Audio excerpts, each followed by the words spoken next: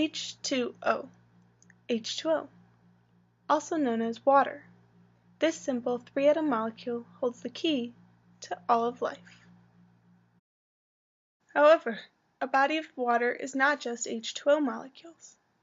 In addition to H2O, there are other molecules such as nitrate, nitrite, ammonium, ammonia, and oxygen, just to name a few.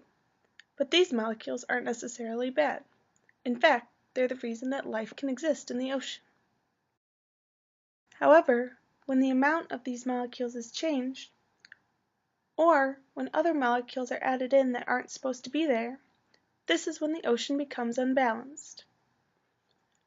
But how did these extra molecules get there? Most outside molecules come as a result of human impact. For example, the pollution from our cars goes into the air where it gets dissolved back into the water. Fertilizer on our plants can get washed off in a rainstorm, which eventually makes its way to the ocean as well. Let's take a look at Avalon, California, which has a 100-year-old sewage system. Because the old pipes have corroded away, human waste never makes it to the treatment plant, and instead ends up directly in the ocean. So how does this affect the ocean and the life it supports?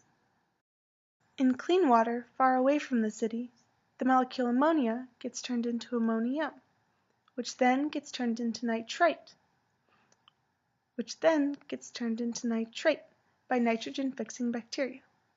This nitrate can then be used by phytoplankton.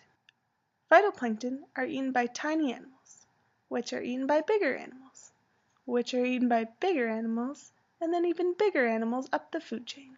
The problem occurs when too much ammonia enters the ocean, such as when human waste gets washed in.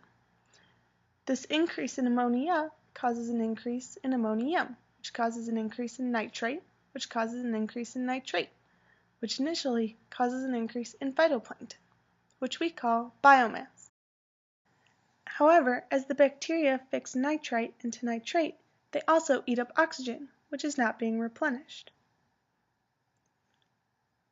Without oxygen, the plankton start to die. And when the plankton die, everything else up the food chain also dies. So how do we fix this? Remember those corroded pipes? If we replace the old pipes with more modern materials, then human waste goes into the treatment plant and not into the ocean. However, replacing an entire city's infrastructure is quite a laborious process, and also quite expensive. Therefore, the city is not currently able to replace their sewage system, and waste continues to be pumped into the ocean. So what can we do? We can petition the government and environmental organizations to gather funds to replace Avalon's sewage system. And we can do our own part to make sure that even more waste does not get added into our ocean, so we can continue to enjoy this thriving ecosystem.